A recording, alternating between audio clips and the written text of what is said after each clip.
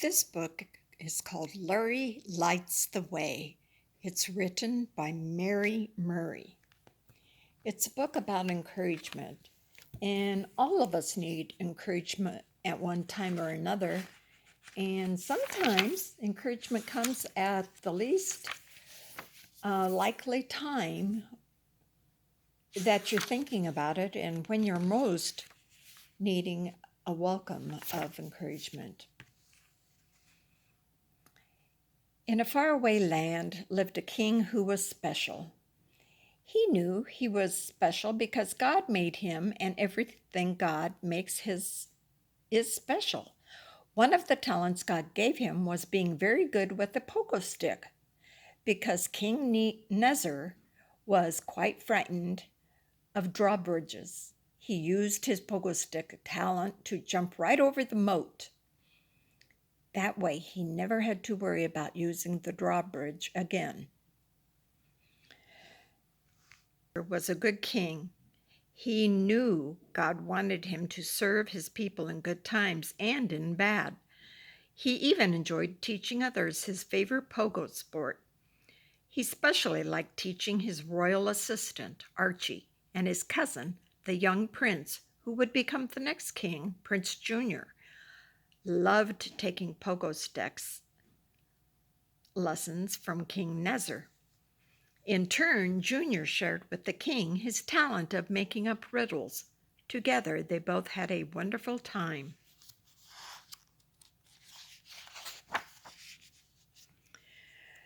The king became quick to criticize and complain. He rarely said a kind word to anyone. "Guards, stop wobbling," he would bellow to the guards, "and no tossing rings to the ducks in the moat today." Then he would leave for his morning walk, fearfully hop over the drawbridge and shout, "It's too noisy in the village square." The sounds of singing, laughter, and storytelling quickly came to a halt. "And get rid of all that color," he would grumble as he passed by the pretty paintings displayed by the villagers. No one was cheerful anymore except for Larry the lamplighter. He was a very joyful cucumber. Isn't that beautiful? Isn't that a beautiful sunset?" Larry would ask as he went about his job. Or, "It sure is fun to help others by lighting up their night."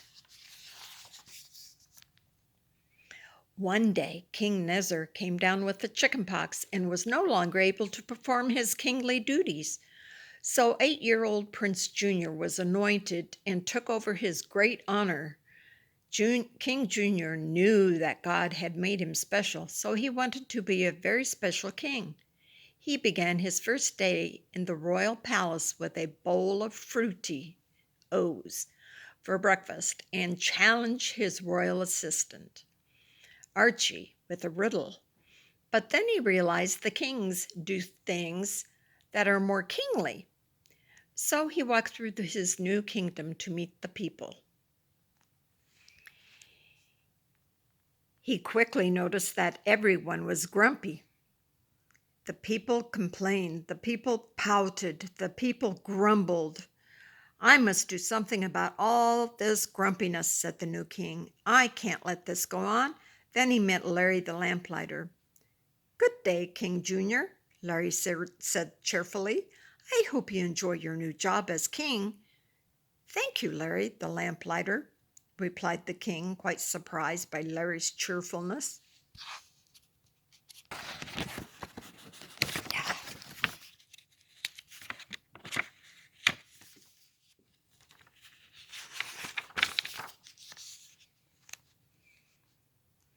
Later that day, King Junior sneaked away to his royal tree fort to spend time alone. He wondered what God thinks about grumpiness. I don't think he wants people acting like this. No one is happy, he thought aloud. Just then the king spotted Larry outside the castle, lighting the lamps. He watched as Larry whistled, smiled, and lit each one. "Hello, royal guards. You're looking swell today," Larry said cheerfully. He seemed quite happy. The king wondered what made Larry different. When Archie called King Junior for his royal snack, the king told him about the grumpy people and then about Larry.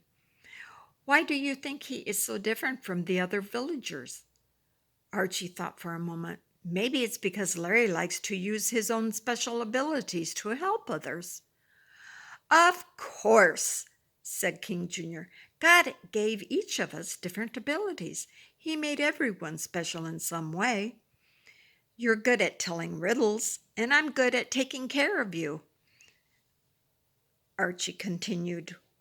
Wasted talents would certainly make one grumpy, because God made us to help others in our own special way.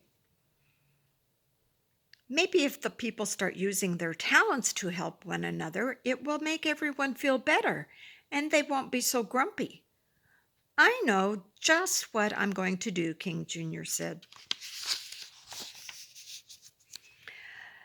The king called all the villagers together. When everyone had gathered, he made the following proclamation. Hear ye, hear ye! The villagers in his kingdom have been grumpy long enough. I have a riddle for you to solve, and it goes like this. God made you special. He loves you a lot. So what should you do with the talents you've got? Then the king explained, you have 1 week to figure out the riddle. Then each of you will present your answer at a royal banquet. What? Huh? What does he mean? The people in the village began to fret. Never before had a king given a riddle to solve. They didn't know what to do. Soon the people became grumpier than ever. The news about the king's riddle and the grumpy people spread throughout the land. So when a traveling salesman heard the news, he thought he would come to town and help. He decided to fill his cart with happy wares. So he loaded it down with yellow smiley face pins, funny hats, and comic books. Come and get it, he shouted. I've got everything you need to stop being grumpy. Guaranteed to get rid of the grumps or your money back. When the village people saw that the cart was of happy wares, they remembered that the king wanted them to stop being grumpy. Hey, maybe this stuff will help us solve the riddle, the people said. It looks like an easy way to get rid of grumpiness. So the people bought everything that the salesman had. Everyone in the village wore the smiley face pins, put on funny hats, and read the comic books. The people smiled, the people laughed, but their happiness did not last long. This can't be the answer to the king's riddle. Look at us, we're grumpy again, they complained. Maybe that's because happiness doesn't come from buying happy wares, Percival P. suggested. Then what does it come from? They asked. Larry the lamplighter watched as the people tried to figure out the king's riddle. I wish the people could see how special they are, he said to himself. Then they'd be happy on the inside. So Larry set out to encourage the villagers. When he came upon Madame Blueberry, she was looking rather blue. Good morning. Morning, Madame Blueberry. What's wrong? I don't know what to do. Boo-hoo-hoo-hoo-hoo. I can't solve the king's riddle, and the banquet is only 3 days away, she cried. Remember when you sang that beautiful song at my birthday party 2 years ago? Larry asked her. Why, yes, I remember that well, she said with a sparkle in her eye. Why don't you use the talent you've got to sing at the royal banquet? It might cheer everyone up, Larry suggested. What a wonderful idea. Thank you, Larry, she said with a smile. Madame Blueberry was so encouraged by what Larry had said that she shared some encouragement with her blueberry friends. Together they formed a blueberry choir. Larry continued through the village and saw Sir Lunt sitting in the workshop, grumping about what to do. Sir Lunt, you're good at building things. Why don't you use your talent to build something special for the village? Suggested Larry. Hey, you're right. I'm good at building things. I could build something for everybody. Why didn't I think of that? Thanks, Larry, he said. I'll try it. Larry also helped Jean Claude by reminding him that he was good at sculpting macaroni. He encouraged Laura, who loved to read stories and talk on the phone, to consider sharing her talents as the town's storyteller, and he encouraged the royal guards to use their ring-tossing abilities to become lifeguards at the town pool. Look at us, exclaimed Laura. We're each good at something different. You're right, agreed Sir Lunt. And we're happy helping others, Madame Blueberry added. It looks like we have solved the king's riddle, the people cheered.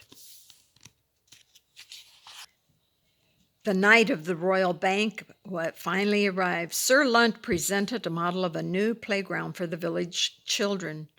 Laura told a story called Goldilocks and the Three Pears, and Madame Blueberry sang a song about being thankful and announced that the Blueberry Choir would be performing at the village park every Wednesday evening. Jean-Claude shared a variety of sculptures he made to display at the town square, and the guards demonstrated how their ring-tossing talent could be used at the village pool. Best of all, they all performed their talents with a smile because they were happy on the inside. And Nebuchadnezzar watched the entire event from his bedroom window in the upper chambers of the castle. King Junior was pleased. He knew the people were happy because they were using their talents to help others. He praised the people for solving the riddle. But wait, said the king. What about Larry? He hasn't presented anything yet. Well, sir, lighting lamps is all I'm good at, and the sun is setting, so I'd better head out to do my work, Larry told them cheerfully. At that moment, Madame Blueberry stepped forward and bowed before the king. Your Highness, there is something else that Larry's good at doing, encouraging others. He showed me that God made me special by giving me a talent for singing, and he helped the others by encouraging them to use their talents too. Larry the lamplighter has shed light on the villagers in a new way. He helped light the way to happiness in our hearts. She's right, declared the king. Larry, you have helped to light the way for others. You have encouraged the whole village. Hip, hip, hooray, the people shouted as they lifted Larry into the air. Larry lights the way. Larry was invited to sit with the king at the royal banquet. During the meal, Larry continued to encourage the king. Hey, nice milk mustache, he joked. And then, you're a pretty good king.